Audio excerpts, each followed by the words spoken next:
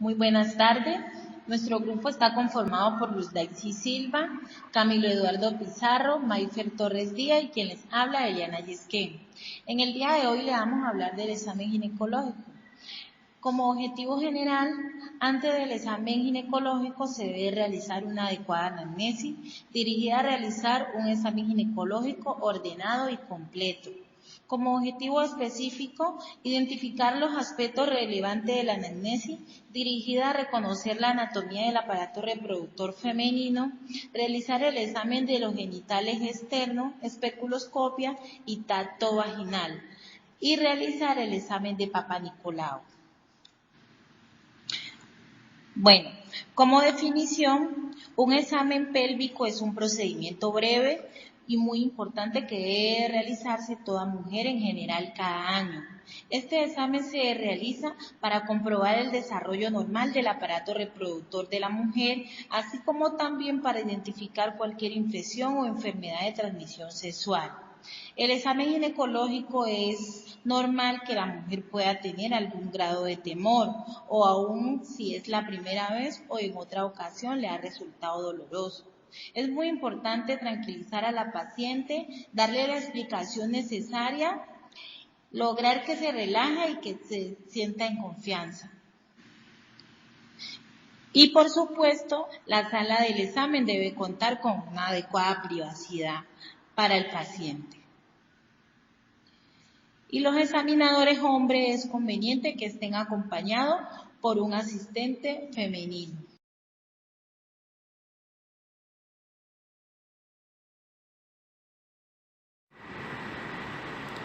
Anatomía del aparato reproductor femenino. La anatomía del aparato reproductor femenino está conformado por los genitales externos e internos. Los genitales externos están conformados por el vello púbico, clítoris, labios mayores, labios menores, himen, vía urinaria, vagina, unión de los labios inferiores y ano. La anatomía de los genitales internos está conformado por las trompas de falopio, útero, ovario, cuello uterino, vagina, labios menores, orificio cervical interno y orificio cervical externo.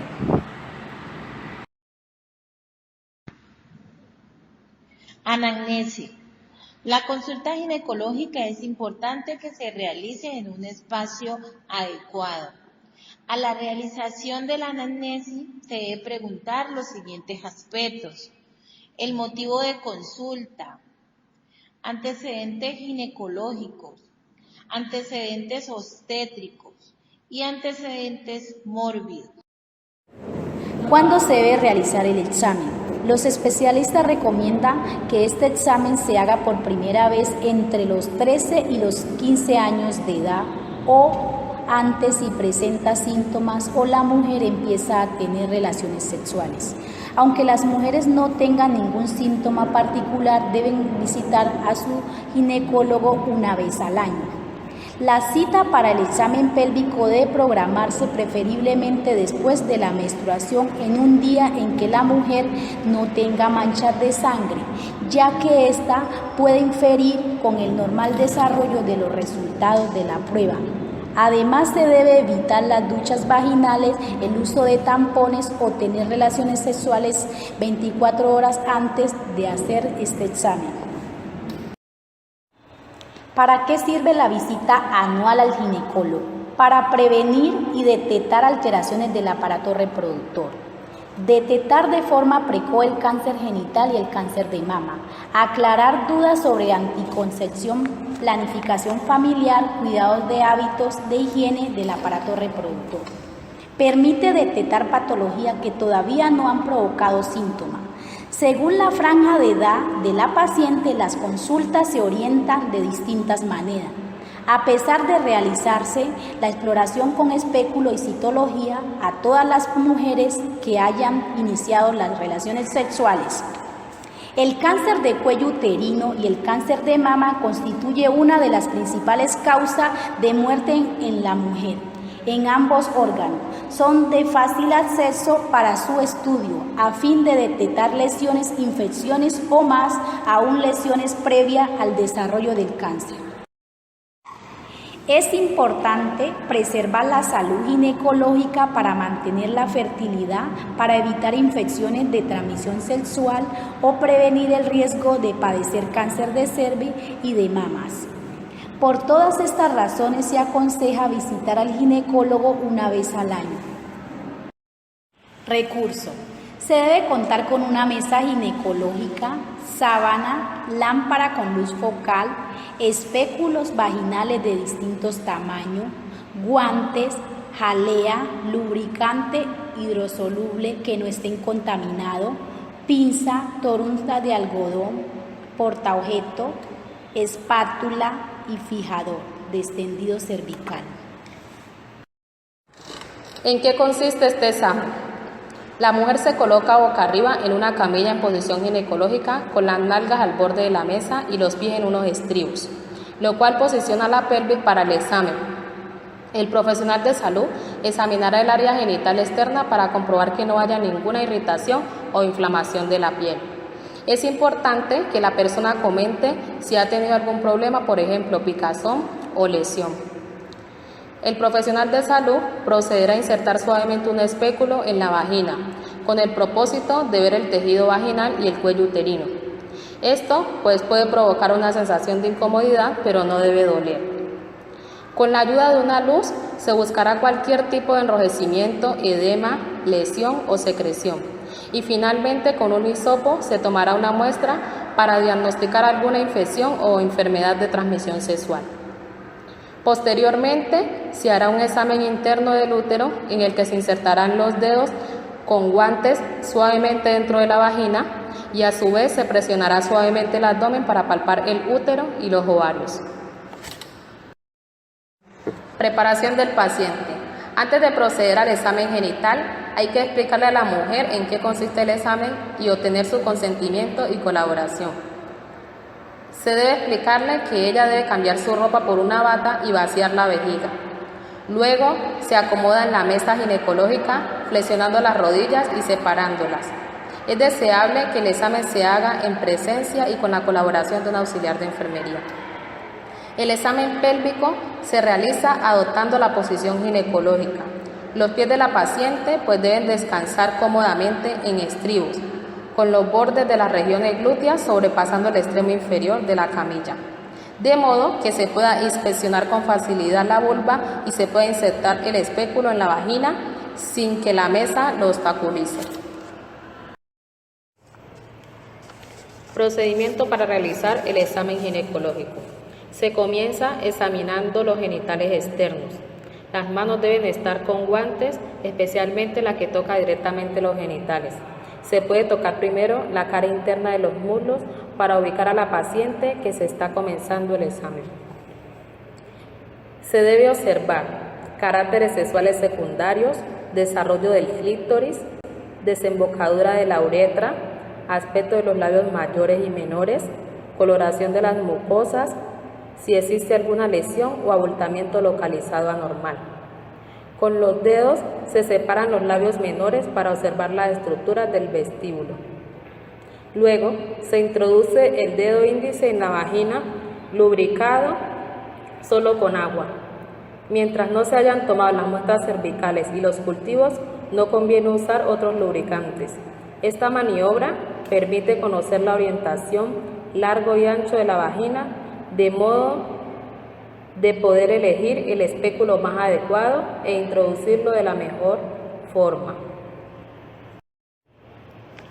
Al retirar el espéculo vaginal, se aprovecha de observar las características de las paredes de la vagina. Es necesario soltar la fijación que mantenían abiertas las hojas y retirarlo con delicadeza. A veces debe rotarse un poco para observar las zonas que estaban ocultas por las hojas del instrumento. Examen bimanual o examen a dos manos. Una de las manos debe estar enguantada para efectuar el examen pélvico. Los dedos índice y medio deben estar estirados. Mientras tanto, el anular y el meñique flexionados y el pulgar abducido. Se lubrican los dedos que penetrarán la vagina, los cuales son el índice y el medio,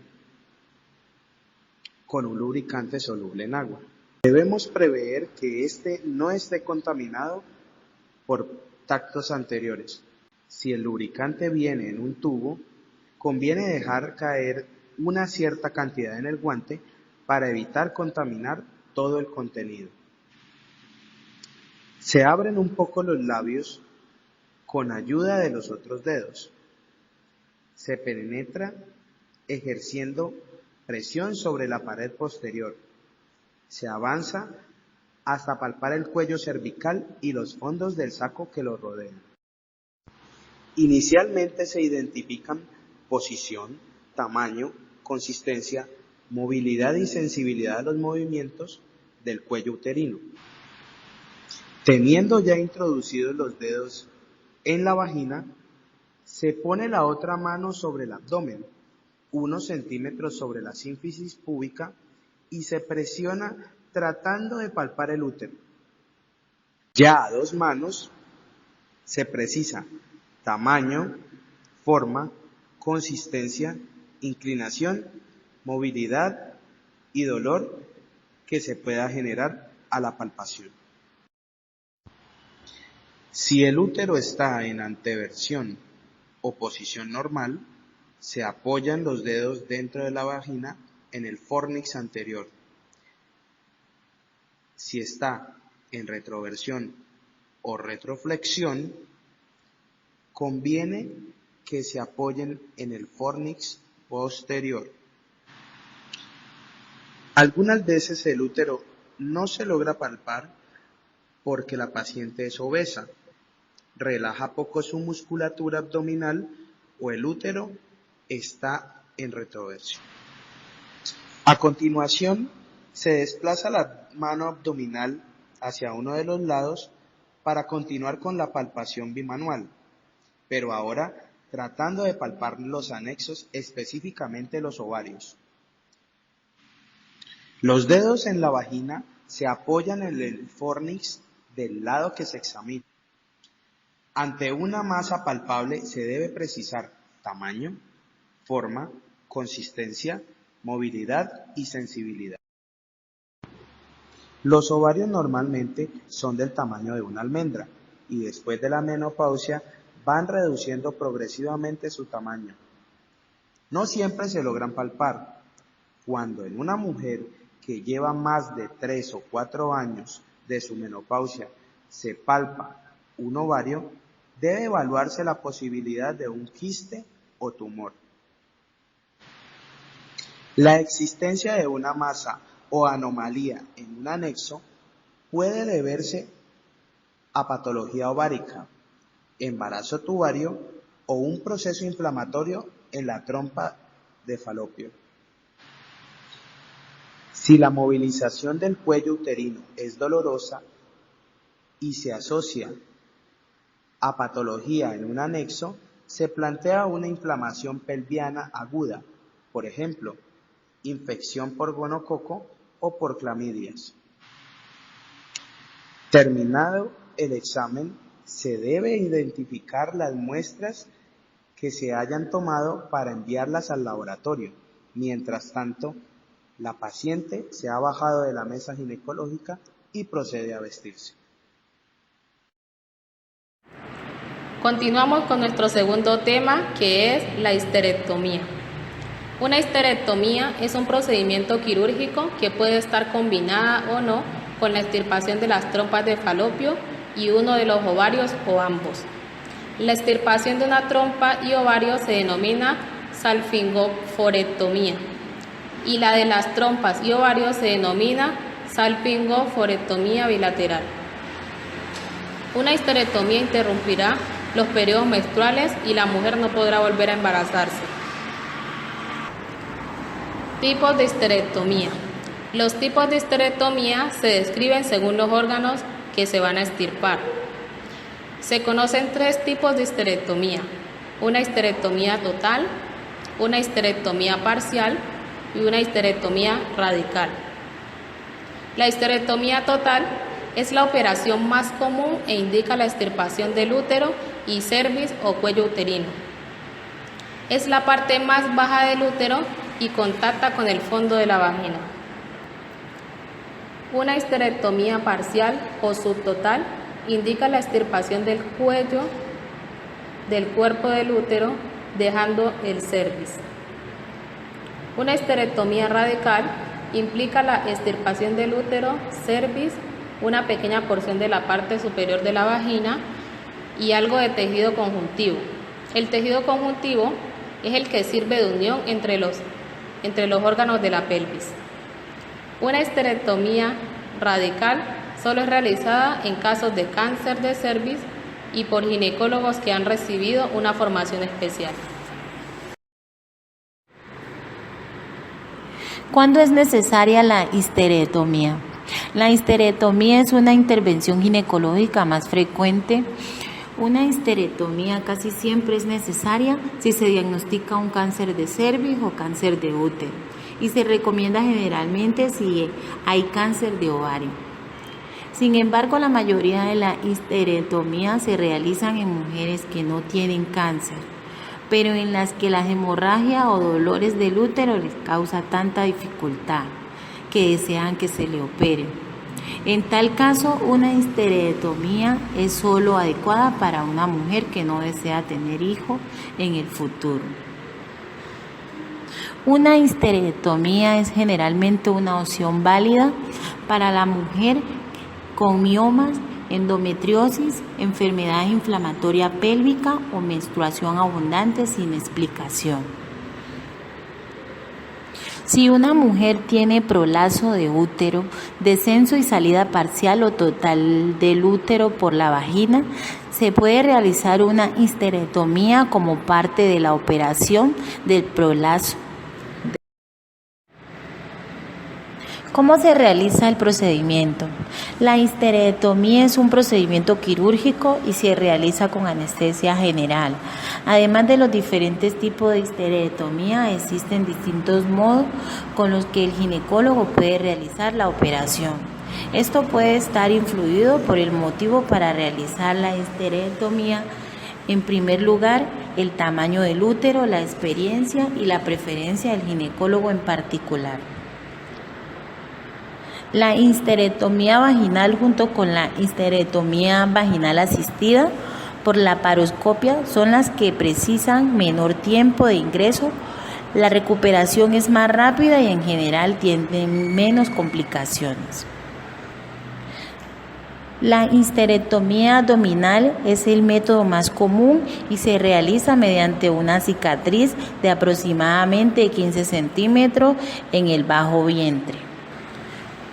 Una histerectomía vaginal se realiza a través de la vagina y no dejará signos externos visibles de que la mujer haya sufrido una operación. En una histerectomía vaginal asistida por laparoscopia, el ginecólogo utiliza cirugía endoscópica en combinación con cirugía a través de la vagina para completar la operación. Riesgo de la histerectomía. Entre ellos están hemorragias graves en el momento de la intervención, daño quirúrgico a la vejiga y uréteres, infección que implica la herida. Ejemplo, cistitis que puede requerir antibiótico, trombosis venosa y sofoco por los cambios hormonales. En cuanto a los riesgos de una histerectomía, es de resaltar que ninguna operación está libre de riesgos. Una histerectomía es una cirugía grave, pero la mayoría de las mujeres que se les realiza no sufren complicaciones. Si una mujer tiene sobrepeso, la pérdida de peso antes de la histerectomía puede facilitar la operación y reducir la posibilidad de complicaciones postoperatorias. En este tipo de procedimiento, las complicaciones no son muy frecuentes. Después de una histerectomía, ¿es necesario realizar una citología cervical? Si no había cáncer antes de la histerectomía y se ha extirpado el cervix, no hay necesidad de realizar otras citologías. Pero, si se ha realizado una histerectomía parcial o subtotal y queda aún parte del cervix, es necesario continuar con el programa de revisión de citología cervical. Cuidado de la herida quirúrgica por histerectomía. Se debe cambiar el apósito sobre la incisión una vez por día o antes si se ensucia o se humedece. El personal de salud le indicará cuándo ya no es necesario mantener la herida cubierta. Se debe mantener la zona de la herida limpia, lavándola con jabón suave y agua. Se debe tener mucha precaución de no bañarse ni en bañeras, ni en jacuzzi, ni piscinas, a menos de que el personal de salud se lo indique. Generalmente los puntos se deben retirar después de 10 días de tenerlos, a menos que el personal de salud le indique lo contrario. Como cuidados alternativos, se debe tener una alimentación rica en fibra para evitar el estreñimiento. Si le extirparon los ovarios, hable con el personal de salud acerca del tratamiento para los sofocos y otros síntomas de la menopausia.